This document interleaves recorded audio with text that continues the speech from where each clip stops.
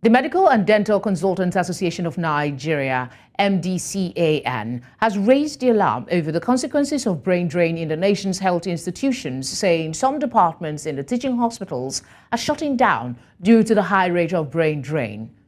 Newly elected president of the association, Professor Mohammad, who disclosed this while briefing newsmen at the end of the 13th Biennial Delegates Meeting and Scientific Conference in Kano, lamented that no fewer than 500 specialist doctors with specialty in teaching had migrated. According to the prof, the survey conducted some 2 years ago shows that about 500 specialist doctors have left Nigeria. He said it will take the country almost 10 years to replace the number by the rate at which the sector is producing.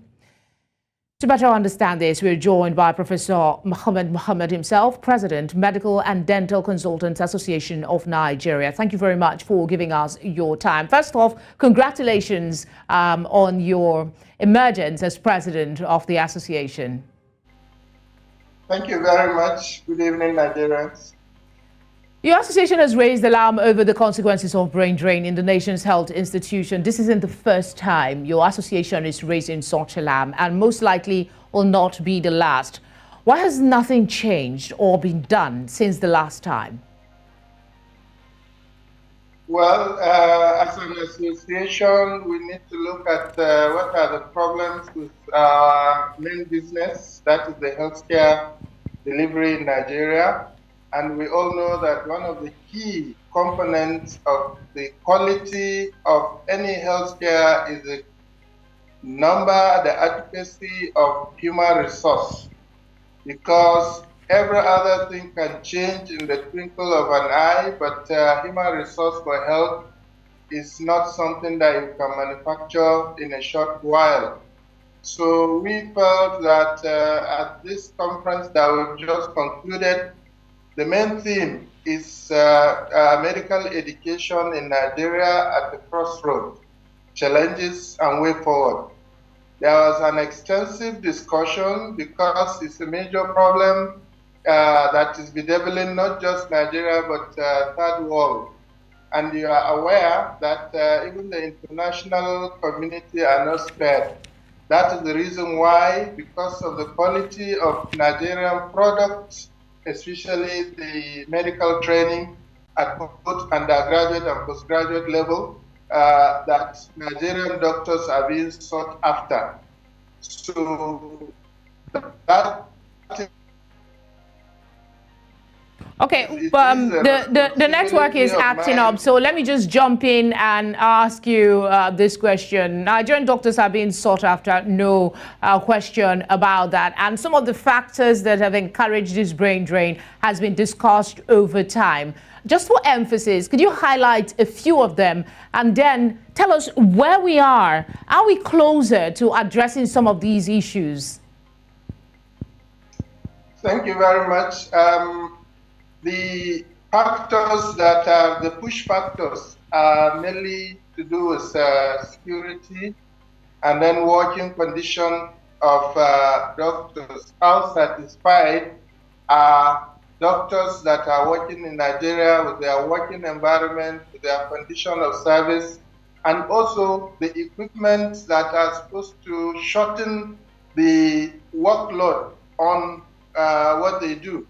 And then if you look at it, a lot of highly skilled, highly trained Nigerian doctors are moving out. The few that remains are bedeviled with insecurity, like one of our colleagues that has been by tomorrow. She unfortunately going to be 2 months in captivity. And we've been urging the government, we have been urging every other person in the security agencies to see what they can do to ensure her safe return to her family. You can imagine the trauma she is going through, you can imagine the trauma the family are going through. And then also the few ones that are remaining in the Nigerian healthcare system are also overworked because there is no replacement of these doctors that are leaving. And also, we have made an advance to the Nigerian government so that our colleagues who are retiring and who are still strong to offer such services like the medical care, the training of undergraduate and postgraduate medical doctors, their services should be extended so that the retirement age can be extended to at least 65 to 70 years so that they can continue to offer their service. If you see the younger colleagues are moving out, the specially trained are moving out, and then the remaining ones that are on ground are being overworked. And then we are also having other members that are exiting, even though they are still strong to offer their services. Government should make effort to increase their retirement age so that we can still have significant number that are remaining. It is more likely those people are unlikely to move out with their wealth of experience. Instead of sending them out of the system, you can retain them and then they will continue to offer their good service in terms of training. So beyond making the call to government, I mean, that seems like a reasonable option considering where we are at the moment. Beyond making the recommendation, what actual action has your group, your association taken to push this to the presidency, seeing that we have a new administration, for them to address this expeditiously? Yes, just like the way I mentioned during the press conference, 1.5 years ago, we conducted a survey where about 50% of our chapters gave us a report. And we discovered that about 500 specially trained consultants have moved out of this country. And you can imagine between now and that 1.5 years, there are even more push factors. So we have written to the head of service who had constituted a committee to look into the brain drain and then provide solution.